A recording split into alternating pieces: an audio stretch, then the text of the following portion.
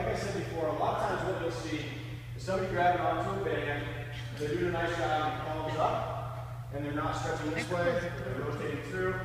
That's lat. I mean, I feel it all the way down to the strip line. So that's a good lat move right there. So palm up, hold on to the band, cross the body, and lean back through it. That's a nice little lat one. This one allows you to wiggle. Okay? Perfect. No problem. But most of us have seen that before, and that's really easy to get in and out of. Palm up, not down. Okay? And Karen and John will go over that, and Jen will go over that with you guys more specifically. Here's a cool one. It's like a lat stretch on steroids, depending on how beefy you want to get with it.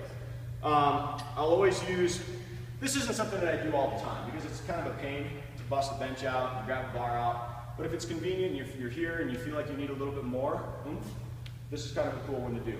I would start with a PVC pipe, a lightweight bar to begin with, and then maybe go into your actual bar that you're going to be working with, depending on how you can take it. For those of us that are really, really mobile and really strong with stable shoulders, a heavy bar is completely fine. For those of us that aren't so much, a lightweight bar, the 25 to 35 pound bar are plenty. PVC pipe is also a cool place to start. So what we're going to do here, again, we're going to use this term traction. And just like that band there when I was pulling, I was tractioning my arm up and away to lengthen the soft tissue. Here, I'm going to come into a little bicep curl. I'm going to get my elbows on the bench.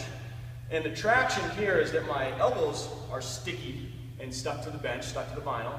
And I'm going to traction backwards. And I'm going to like pull backwards. You can see the tension in my elbows. I can barely slide and invert my way back. That's your traction, okay?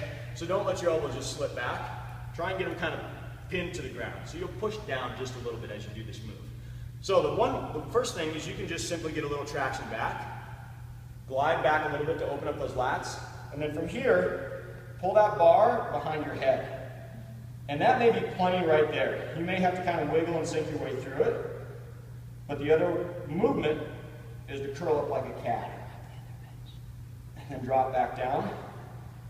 And so you could go back and forth, curling up and dropping down, and you could do combos.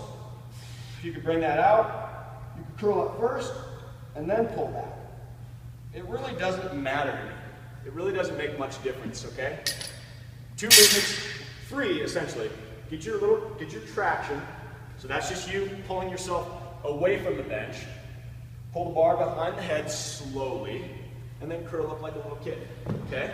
It's the only bicep curl we'll ever do in CrossFit. Yeah, it would be better if it was in the squat, right? Yeah. Yeah. All right.